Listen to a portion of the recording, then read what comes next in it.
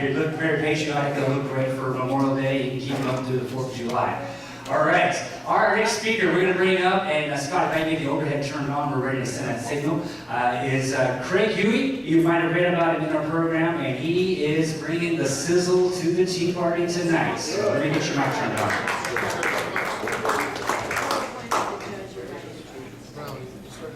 Well, good evening, Tri-City Tea Party. So glad to be back here. You know, I hope you brought your sample ballot, because we're going to go straight down the ballot and look at these different races. And, you know,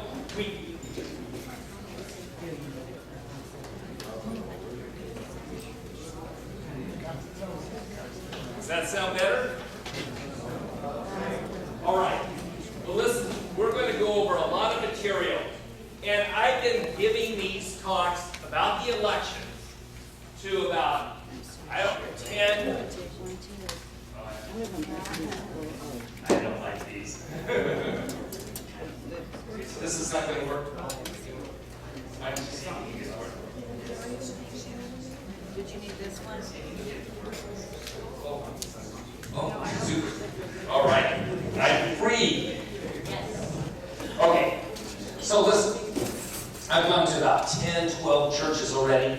I've got the tea parties and Republican groups going down the ballot. And I've got about 2 more groups, political conservative groups to go to. And I've got about 5 or 6 more churches to go to. And what we do, we had, at Calvary Chapel Chino Hills, we had about, 1,000 people. So what we're trying to do is educate people about the election. In fact, I have the electionform.org, which is on your blue sheet. And on that website, what I'm going to go over very, very fast, you'll see all the different candidates on that website. Now, electionform.org is for the faith community. It's for evangelical Christians and conservative Catholics. Then we have CraigHuey.com. That's for everybody. And part of CraigHuey.com, we've got San Diego Voter.com, RiversideVoter.com, LAVoter.com, and we're going to have about 500,000 people all over the state. We keep growing every election how to vote. And the most important one, where we have 400,000 people going to JudgeVoterGuide.com. Because nobody knows how to, nobody knows how to vote for the judges. Do you know how to vote for the judges? We saw 2 of them, but what about their opponents? We're going to look at the judges, but we do this from Northern California down to San Diego. Now, let's see. We need to be really aware that this election is critical. It's critical for so many reasons. We have a growing international problem. There is historic genocide going on against Christians in the Middle East, in Nigeria. You've got men and women and kids being crucified, beheaded. We have a slaughter of historic proportions. What president, what senators, what congressmen are going to stand up for the persecuted? We have a madman in North Korea who could send to Carlsbad right now an atomic weapon. We have China, who wants to conquer more land and territory and have more influence. We have Russia, we've got Iran, we've got so many different international problems. And we have so many economic issues. We have a historic slow growth in the economy. Who's going to turn this around? I have 5 kids, and all these kids are millennial. And you know what? These kids, their friends, they do not have jobs. They're staying at their parents' house, and we're having a lost generation. We have a historic debt of $498 billion. We're borrowing money we shouldn't be borrowing. It's immoral. It's stealing. And what is stealing? Not paying back, it's called stealing. We have a debt of $19 trillion. Interest payments, just interest that bankers and investors and stuff. Instead of building national defense, judicial system, what are we doing? We're paying $18 billion in interest every month. And debt for every taxpayer is now $160,000. This economic crisis is getting worse. The economy is going backwards, not forward, and we're headed for another economic crisis that's huge. Right, what we should have been doing right after the recession, we should have been moving ahead 3, 4, 5, 6, 7, 8, 9%. Our economic engine has been going at 2% or less, and now it's falling back. We should have been going 80, 85 miles an hour. Instead, we're going 20 miles an hour. And unemployment, I mean, really, how much is unemployment? Anybody believe the national figure is 6%? No, you know it's closer to 12%. And then, 70% of all new jobs are part-time. Give me a break. The whole issue with taxes and regulations is killing and just stifling economic growth. I started my business right out of college. And I praise God for what happened with my business. It was amazing. But I'll be truthful with you. If I got into business now, there's no way I could have started doing business, started hiring people, started training people. I created millionaires from training employees how to be successful. I created hundreds of thousands of businesses, jobs for the businesses I helped grow. I couldn't do that under today's regulatory issues. Job-killing taxes. The current corporate tax rate is 39%. Who knows what it is over in Ireland? 12%, 11%. If you were representing shareholders of a corporation, would you pay 39% or would you pay 11 or 12%? You pay 11 or 12. All these trillions of dollars are going overseas because we have taxes that are too high. We got to lower this. So the corporate inversions are crazy. We got $3 trillion overseas. In the regulations, it's estimated that $1.8 trillion is lost in economic productivity. That's costing $14,000, almost $15,000 per household. Just, I have a couple of people on my staff in my business just to do the paperwork and the work necessary for government regulations. It's just crazy. And I don't know if you saw this. This is a couple of weeks ago. This happened here in all these stores closing. This is economic prosperity. This is craziness. And middle class, the income's going down, not up. The average job used to be $69,000. Most jobs right now are about $43,000. And so many of them are part-time. How many kids graduating from college are working at Starbucks? It's a tragedy of a lost generation of people not being able to get ahead. Didn't have the opportunity we had. So as we get to voting, we need to be careful how we vote our ballots. Now, there's a lot of candidates on the ballot. The one that normally sucks all the breath out of everyone is the race for the presidency. We've had the nastiest presidential contest ever. Right? It is really disgusting on many levels. Now, I know in this room, there were some people who loved Ben Carson. Some people who loved some of the other candidates, Ted Cruz. And you're devastated about what happened. Some of you loved Donald Trump and are very excited about what happened. But here's the thing. In all these races, you have to make a decision. One is called the lesser of two evils is evil. If you believe that the lesser of two evils is equal, what you'll do is you'll only vote for the candidates that agree with you about 100%. Now, that's probably you and nobody else. The fact is, many conservatives are going to vote libertarian. Many conservatives are going to vote for a conservative candidate, or they're going to vote just a write-in out of protest because they didn't like a particular candidate for president or senate or something else. That's called the lesser of two evils of the evil. The argument against that is, well, you're basically trying to get the other person elected. And you know, like in the case of Donald Trump, if you don't like Donald Trump, you're going to get Bill reelected. I guess the moral dilemma could go down to this. Some of you are pro-abortion, pro-choice. Some of you are anti-abortion. Let's just take the abortion issue, though. Most of you are opposed to abortion. Well, in the issue of abortion, it's considered murder. And so many people will say, unless a candidate is 100% against abortion, I'm not going to vote for that candidate. And so they have to have a 100% perfect record for no vote.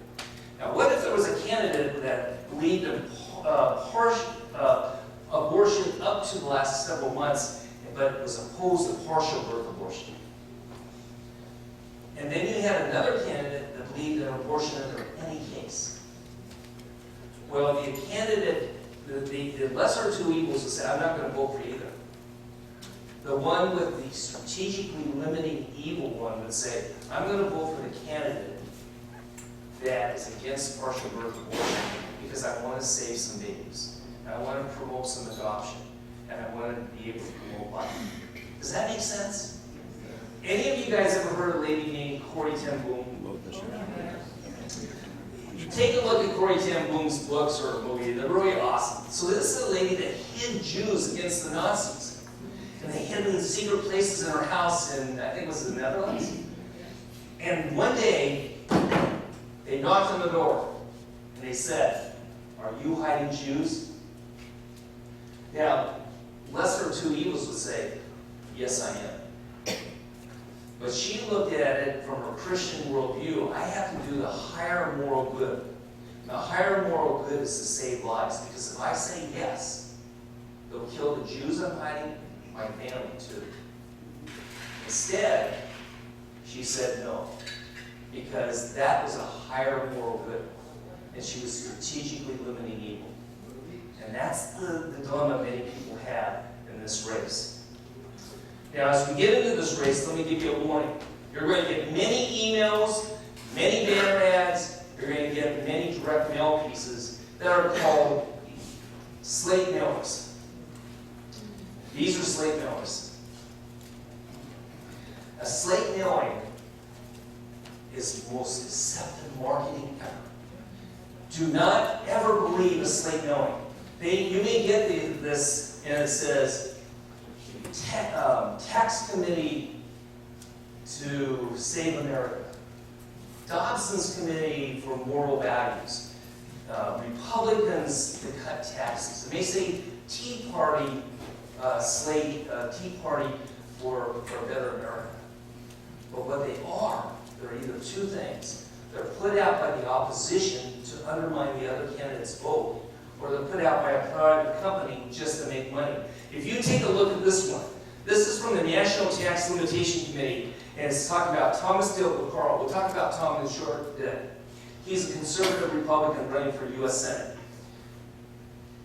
Republicans look at this. Well, National Tax Limitation Committee, there's a note from the viewer talking about this, and you go on this, everybody else on this slate are liberal Democrats. And this one is a mailing just to Republicans from the California Republican Taxpayers Association. Almost all the candidates on here are Democrats. You take them at a magnifying glass, you look for the little asterisk, and maybe you're lucky to find it, and it says the candidate paid on it. The worst one, in many cities like Long Beach, there's a mailer that goes out, and this mailer has a picture of the Republican symbol, elephant on it. And inside the first page, there's a letter from Jim Rote, the chairman of the Republican Party. The next page is a request for contributions to the Republican Party up in Sacramento. And then all the candidates have recommended. And it only goes to Republicans. And it's all Democrats that they're recommending you vote for. You see, the Democrats put that out. So you've got to be very careful about these. Which also leads to one other thing. And then as Tea Party members and people, how many are here because they get my newsletter Reality Look? I did. Awesome, thanks guys, God bless you guys for coming. Some of you are members of the Tea Party, some of you are guests, but here's the thing. Be very careful what you send out this election time, because you need to be people of integrity. You need to be trusted by those who get emails. And too many times on Facebook or email, we're going to send out things that are opposition to what we believe is sending out to fool and trap us. So the Democrats have emails that are false going out to Republicans. The Republicans have emails that are false going out to Democrats. And you got all kinds of things in between. I think one of the worst things just in this last election is I got all over the United States Facebook and emails about Ted Cruz's dad being part of the JFK assassination. If anybody had gone with their cell phone or computer to trutherfiction.com, trutherfiction.com, they list all the email rumors that are going out, all the Facebook rumors. They explain why that was false. Never send anything out unless you know for sure. Now, we do a lot of extensive research. We take a look at what conservative groups say, what liberal groups say. We take a look at economic issues and social issues. And we're going to cover both of those. And when we talk about this, I want you to know that we have a lot of information on every single candidate. We research them all. And it's a lot of work, but it pays off in trying to evaluate these candidates. And as we go into this, let's start with the presidency. I'm going to go through this so fast, so we'll have time for questions and some of the others. Because normally this is a much longer presentation, so I'm really keeping it short. You can see there's 10 considerations for president. We have Hillary Clinton, which I would tell you is a socialist. But then we have Bernie Sanders, which he will tell you he's a socialist. And we've got an insane Democratic lineup of candidates who want to create more taxes, more regulations, stifle the economy, make it a command economy, not a free market economy, want to destroy our economy. And destroy freedom, really, when it gets down to it, as you're about ready to see. Then we have Donald Trump. And you need to make a decision of what you're going to do in regards to this. Now, I'm not sure I have a slide coming up, but if you notice your Republican ballot, that Ben Carson and Ted Cruz and several other candidates are still on the Republican ballot if you're registered Republican. So here's what happens. You can vote for them. If they get more votes than Donald Trump in the congressional district, then their people will become a delegate to Cleveland. But the fact is, Donald Trump is going to win. Also, not only will they maybe get a delegate to be able to be an advocate at the convention, but also this. If you're an independent, nonpartisan, Democrat, or something else, and you wanted to vote in the Republican primary for president, you have to change your registration.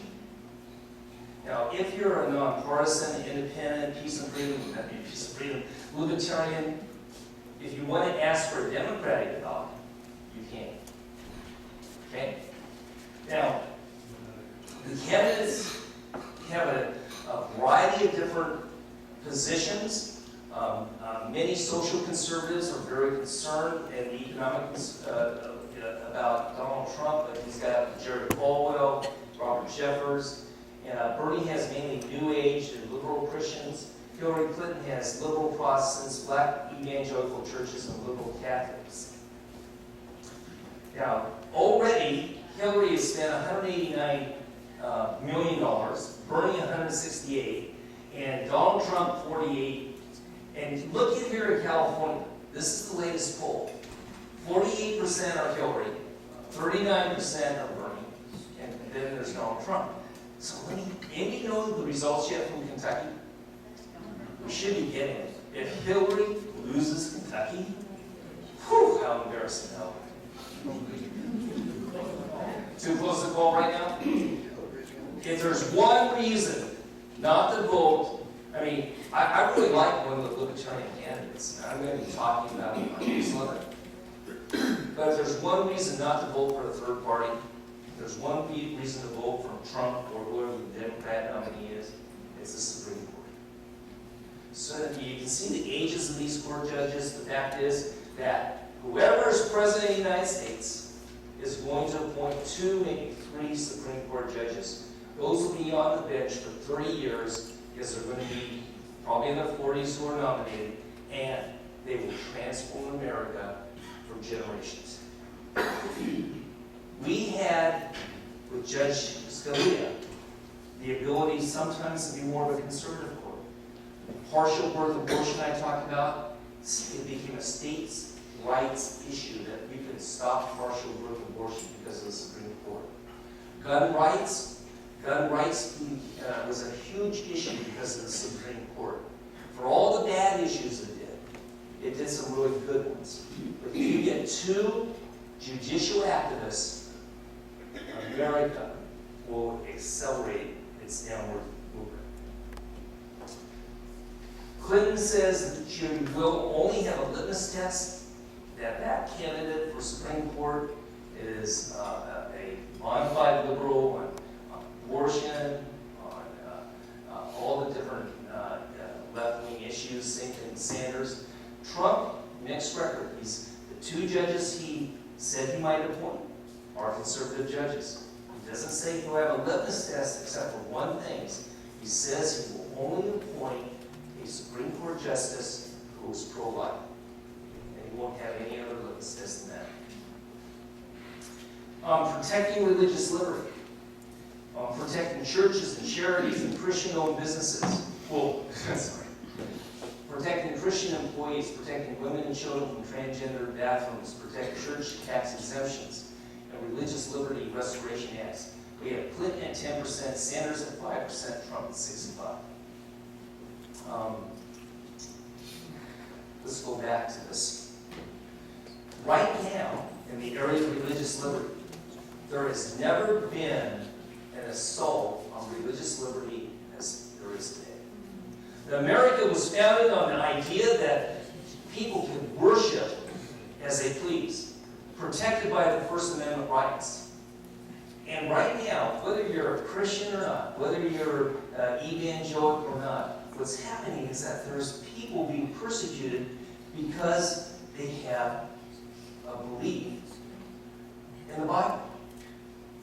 There are hundreds of florists and photographers and people who have been fired from jobs, like the Atlanta police chief and human services director, because they believe in biblical marriage. Florists, there's a florist in Seattle that had lesbian and homosexual couples that she sold flowers to all the time. And she loved them. She loved them. With the love of Christ, she loved them. But she could not do a wedding because it violated her conscience. She believed in biblical marriage. So she's hauled to court, and what happens in court? She loses. In her 70s, she's about ready to lose her house and her 401k. In New Mexico, a videographer went to court, and the Supreme Court in New Mexico said, as a Christian, you must compromise in order to get along in our society today. And this is the big assault. We have a surprise here. I'll give him about a minute of my time. Brad Dacus of the Pacific Justice Institute. Awesome, Brad. His group defends people like this from assaults on religious liberty. And I'd like him to give you a quick update on a couple of things that are going on. This is one of the reasons you should vote, guys. Right. Yeah. Thank you very much for letting me be here.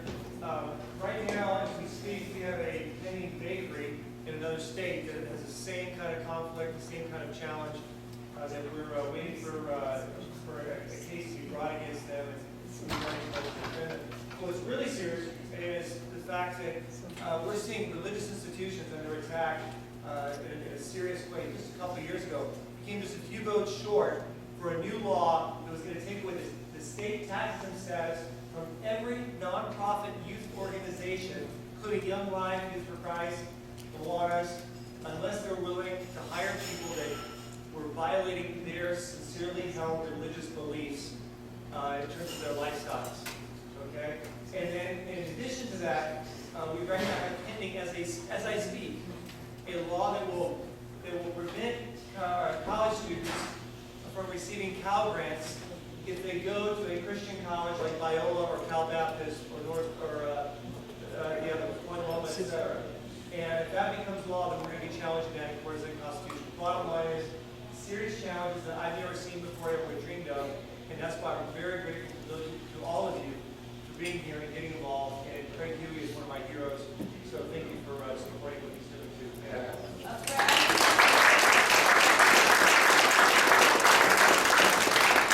So, guys, because of the time, I'm going to go really fast.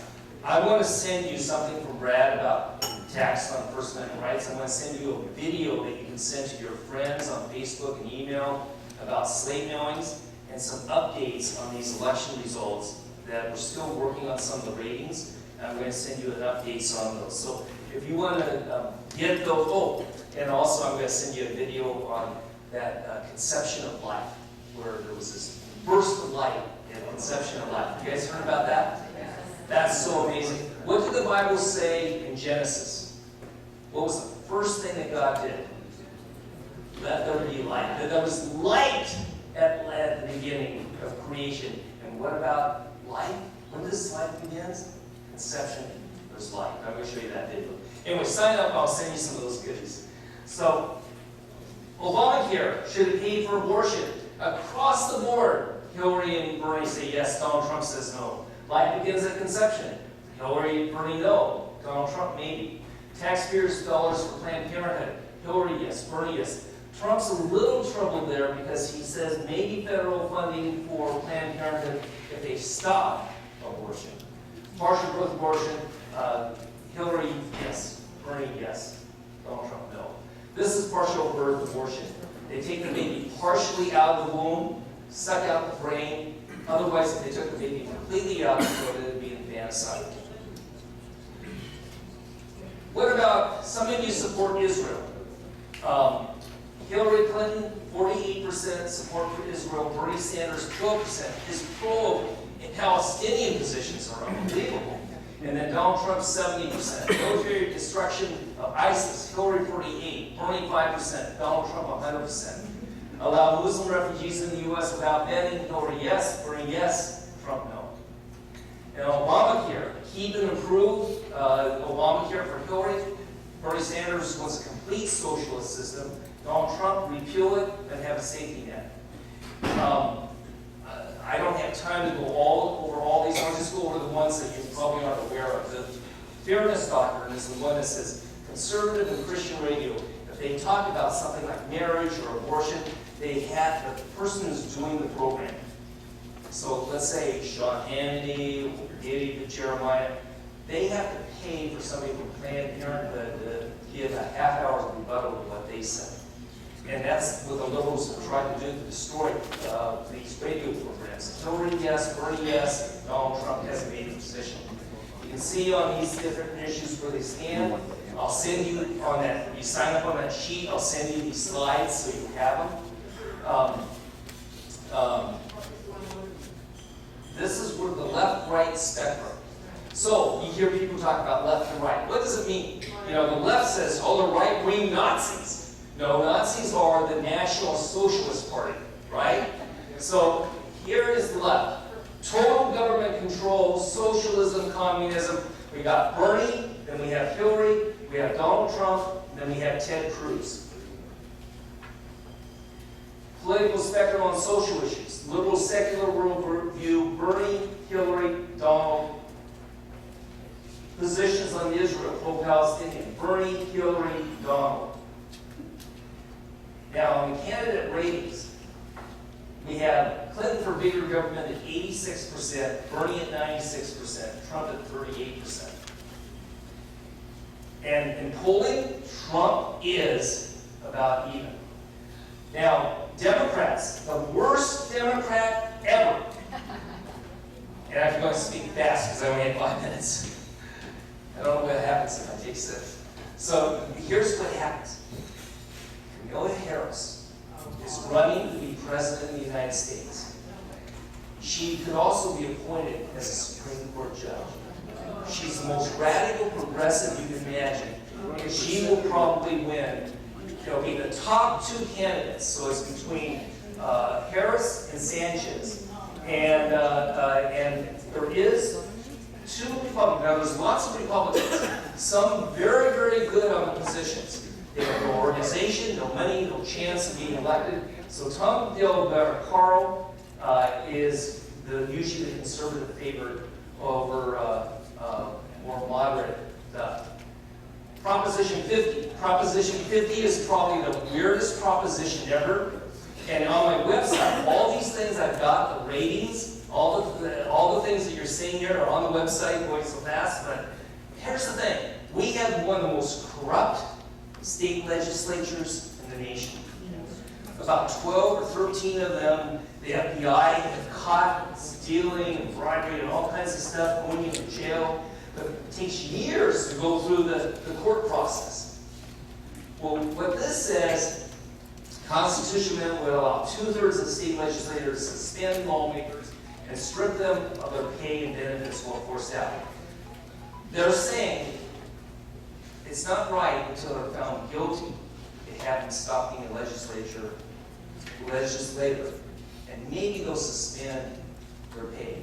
Well, the opposition, and I agree with the opposition, they should be kicked out because they can't represent the people, because if they're indicted by the FBI, they're going to spend 10 years fighting it. They can't represent you. They shouldn't get paid. And so I'm recommending a no vote on this.